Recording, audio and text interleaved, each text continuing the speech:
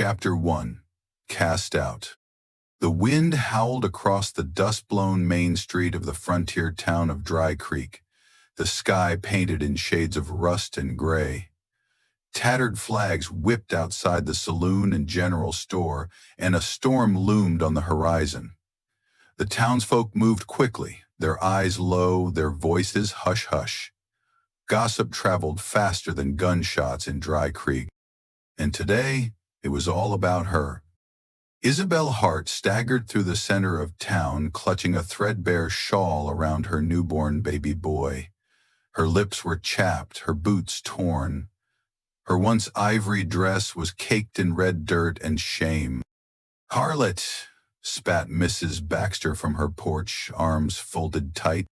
"You'll bring God's wrath on this town," yelled the blacksmith.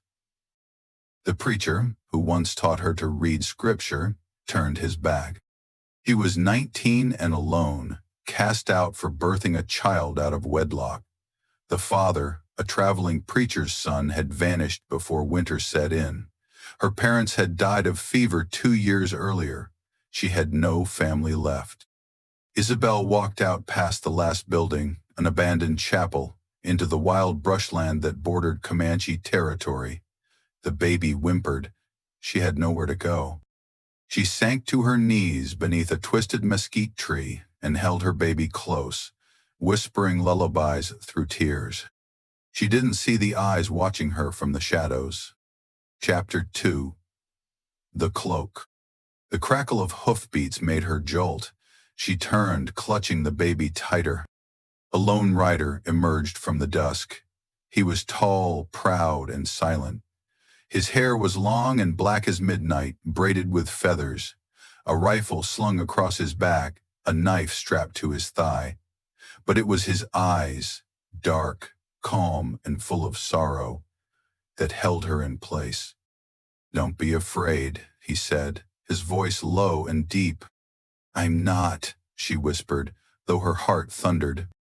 He dismounted with practiced ease.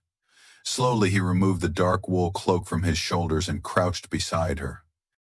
"The child is cold," he said. "You both are." Isobel nodded. He wrapped the cloak around them both, its warmth shocking against the night air. "I'm Chatan," he said, "son of a Comanche healer. You may rest by my fire, I will not harm you." Isobel hesitated only a moment, then followed him to his nearby camp, the baby nestled against her. Her breath trembled as he lit a small fire, the flames flickering like spirits dancing on the prairie. "You're not like most men," she said after a long silence. "I was once," Chatan replied, "but war changed many things." His eyes held ghosts, loss, blood, survival. She didn't press further. "Will you help me?" He met her gaze. "Because no one else would." Chapter 3. Fire and Shadows. Days passed. Isobel and her baby, named Eli, stayed in Chatan's small camp nestled in a rocky ravine. He fed them, clothed them, even carved a rattle from mesquite wood for the child. He hunted and kept the fire going through the nights. She found herself smiling again, laughing even. And Chatan, he watched her with quiet reverence. Her resilience, the way she soothed her child, the way she refused to break, even when the world tried to shatter her. He taught her how to trap rabbits, how to listen to the wind, how to read the sky. "I never knew anyone like you," she said one evening, sitting beside him beneath the stars. "You don't treat me like I'm ruined." He looked at her with fierce gentleness. "You are not ruined. You are stronger than the fire." Her breath hitched. She reached for his hand. It was rough, calloused, but warm. That night, she lay awake beside her child, listening to the fire crackle. She knew what was stirring inside her heart. Chapter 4. A Gunman's Return. 1 week later, trouble rode into Dry Creek. Zeke Mallory, the man who left Isobel pregnant, was back in town, swaggering into the saloon with a Colt on his hip and whiskey on his breath. "I heard there's a bastard baby with my eyes," he told the barkeep, laughing. The sheriff paid more than he earned to keep the peace, shrugged. "She's gone, out with the savages now." Zeke grinned. "Then I'll fetch what's mine." The next morning, Zeke and 2 hired guns headed north. They carried torches, ropes, and hate. Chapter 5. Fire at Dawn. Isobel awoke to a branch cracking. Then the smell of smoke. Then shouting. Chatan burst into the tent. "Take Eli and run to the ravine, now." She grabbed her baby and scrambled into the shadows, her breath ragged. Gunshots cracked. Flames rose behind her. Chatan moved like a shadow, silent and deadly, his arrows swift and true. He dropped one man with a blade to the neck, another with a tomahawk to the chest. But Zeke came from behind. A shot rang out. Chatan stumbled. "No!" Isobel screamed, running toward him. Zeke raised his gun again. She threw herself over Chatan's body. "You coward! He saved us!" Zeke sneered. "I don't care what he did. That's my brat." He reached for the baby just as Chatan, gasping through pain, thrust a hidden blade up through Zeke's ribs. The gunman froze, then crumpled, and it was over. Isobel sobbed, pressing her hands to Chatan's wound. "Stay with me, please." I'll try," he whispered. Chapter 6.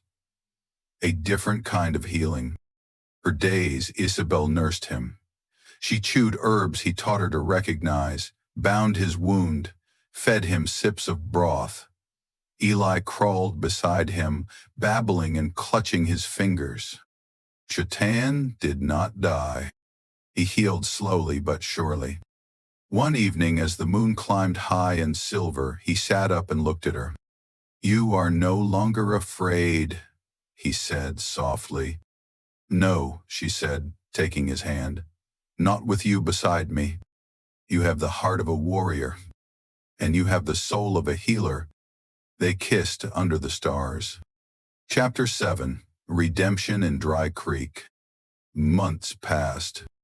The wildflowers bloomed across the plains, spring softened the land, and rumors reached Dry Creek of a woman and a Comanche man building a life out where the rivers bend.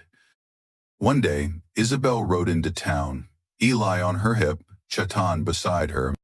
Heads turned, mouths gaped, but no one dared speak.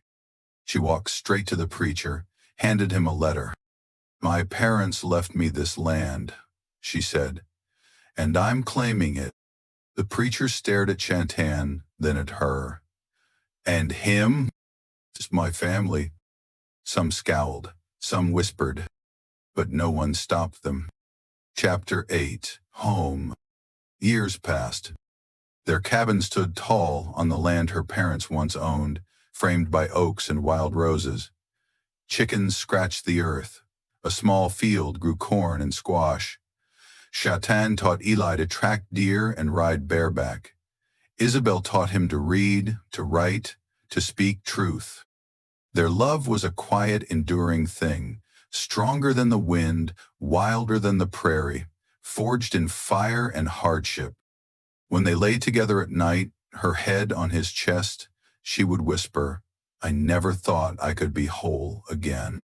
And Chatan would always reply, "You were never broken."